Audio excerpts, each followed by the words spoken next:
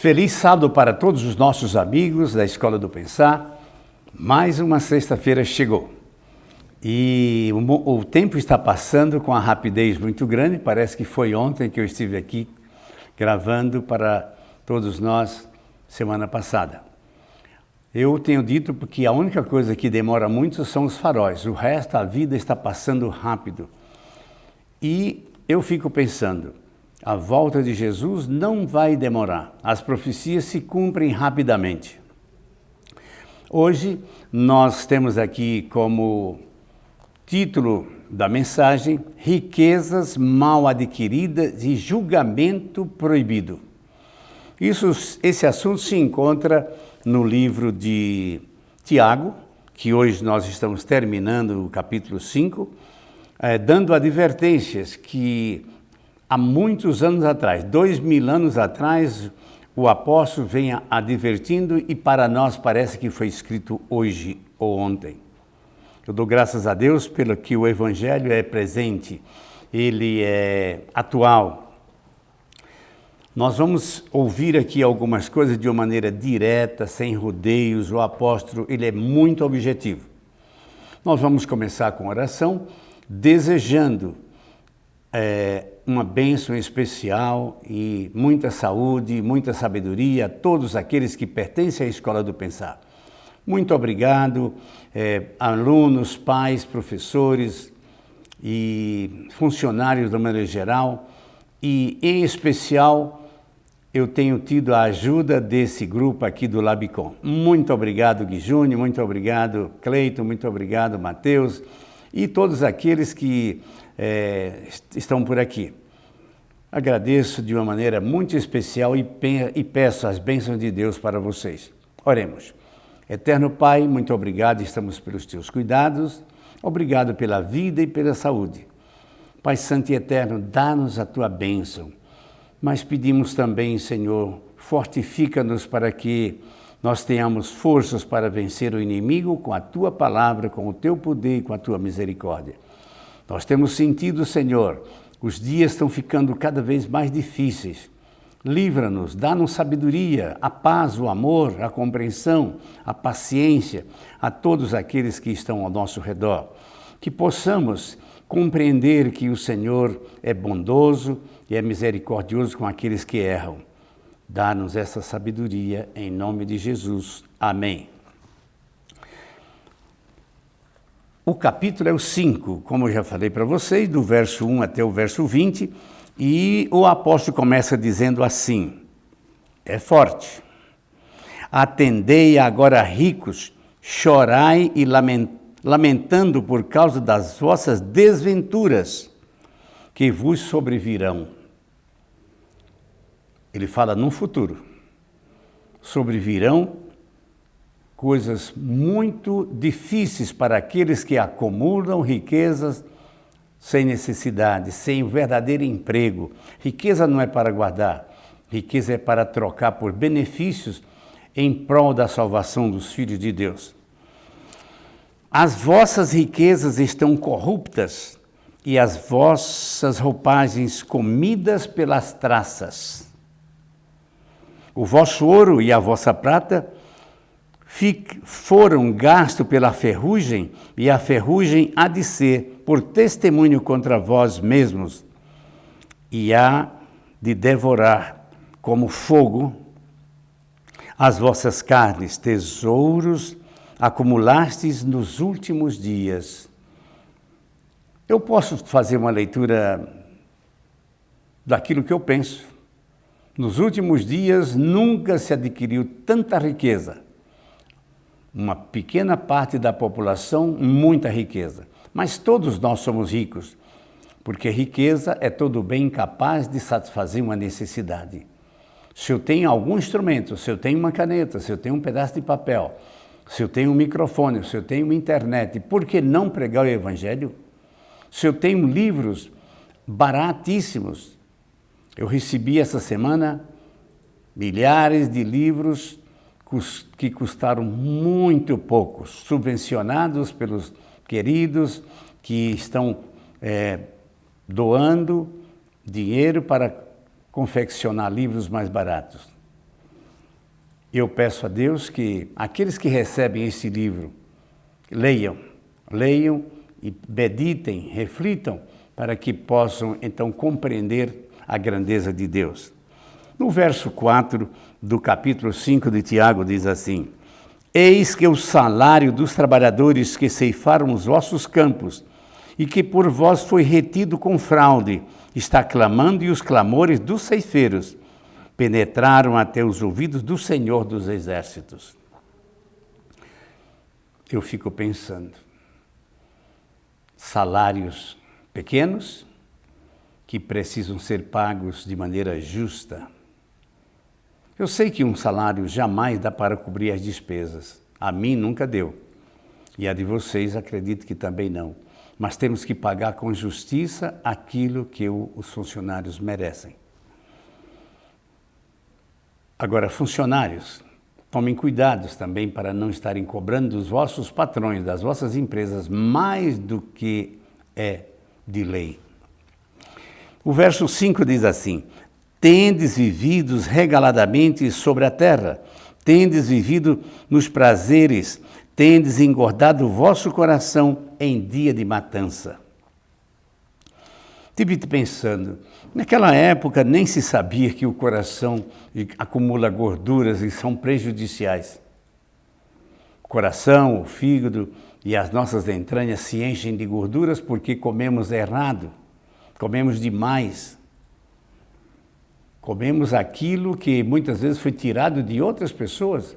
Será que existem pessoas de coração magro a ponto de estar prejudicando tanto quanto a gordura que muitas vezes comemos?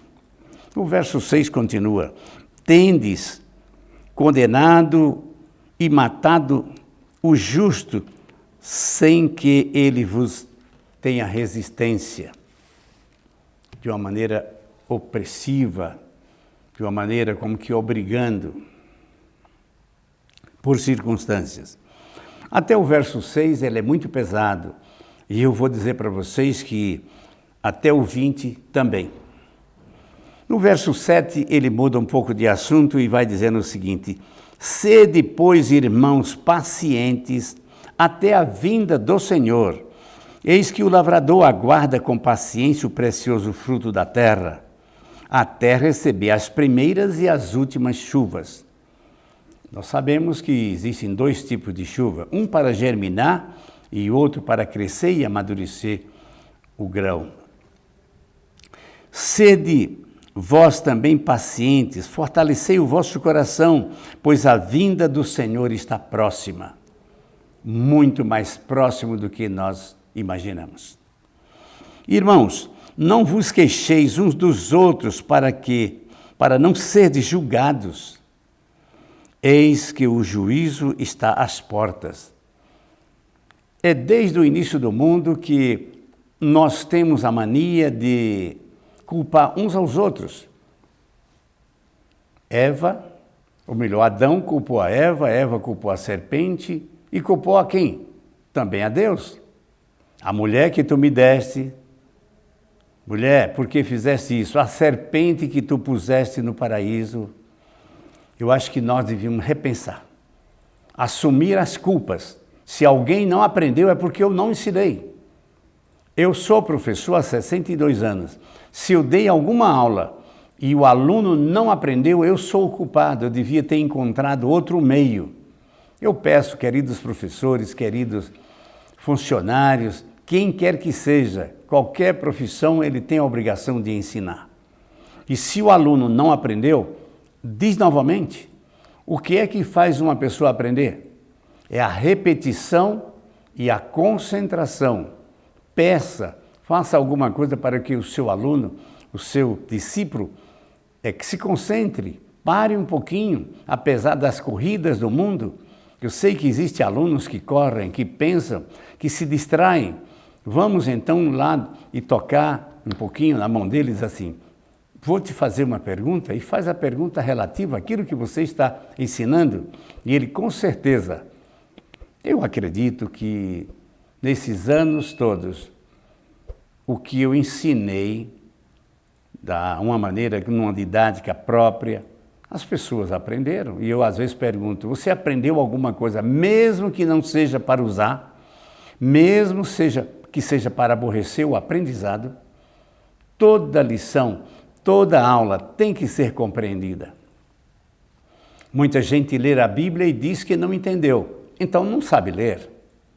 Se você lê algo e não entende o que leu, lê mais, lê atrás, lê à frente, pergunta, vai ao dicionário, até tirar dúvidas a respeito do significado de cada palavra.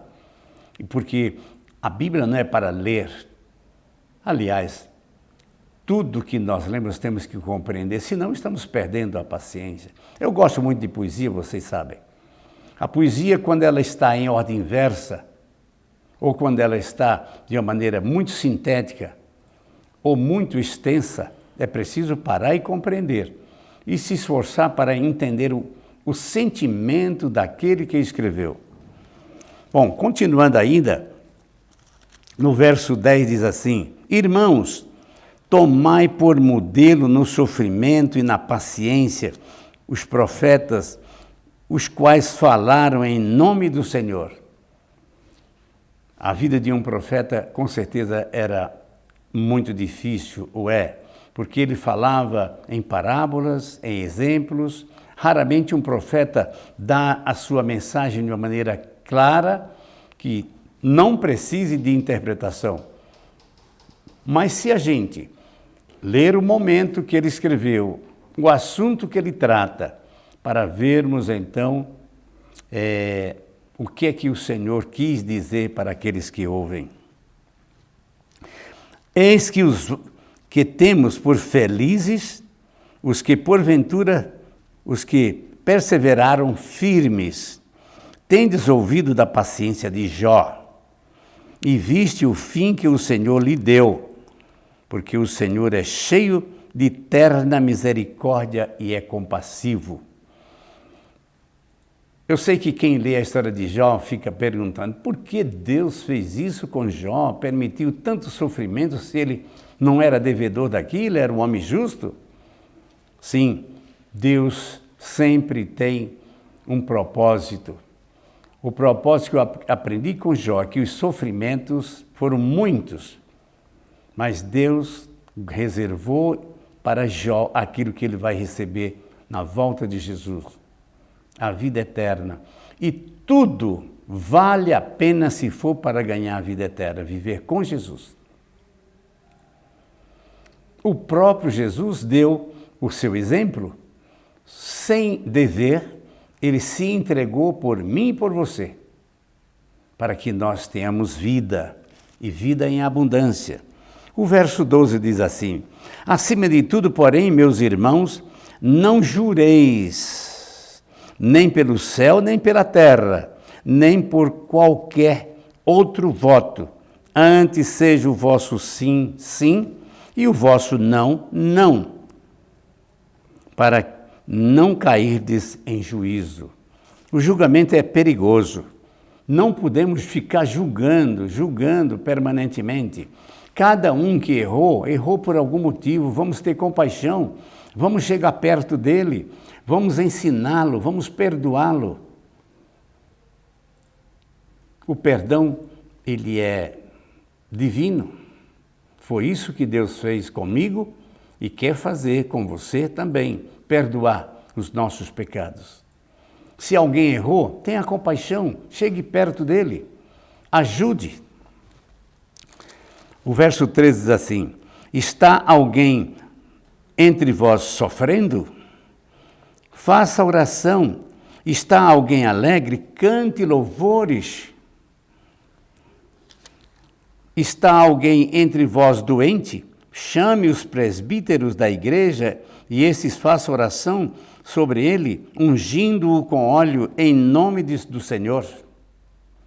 Que lições maravilhosas nós estamos vendo, aprendendo. O meu propósito é, sozinho, depois voltar a ler mais uma vez, comigo mesmo, todo o livro de Tiago.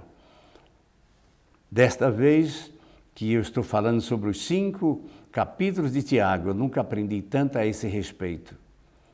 Se vocês voltarem atrás nas lives de semanas anteriores, vocês vão ver que cada semana teve uma lição forte. O verso 15 diz assim: e a oração da fé salvará o enfermo. Oração intercessória. E o Senhor o levantará, se houver cometido pecado, ser-lhes-ão perdoados. Que fantástico, hein? Muitas doenças provêm do pecado, ou todas. Algumas doenças parece que foram para dar exemplos, mas exemplos aos pecadores. Confessai, pois, os vossos pecados uns aos outros. Eu pensei sobre isso. É sair contando o pecado para um, para outro? Não é isso. Se você pecou contra alguém, peça perdão a ele, confesse, diga, se desculpe.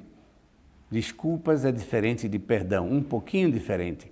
Então, vamos pedir perdão àqueles a quem nós ofendemos. Para ser curados, quando uma pessoa é perdoada, ela é curada. Muito pode sua eficácia a súplica do justo. Deus atende ao justo. Deus atende a 2 ou mais pessoas que estão orando, pedindo, falando com Ele.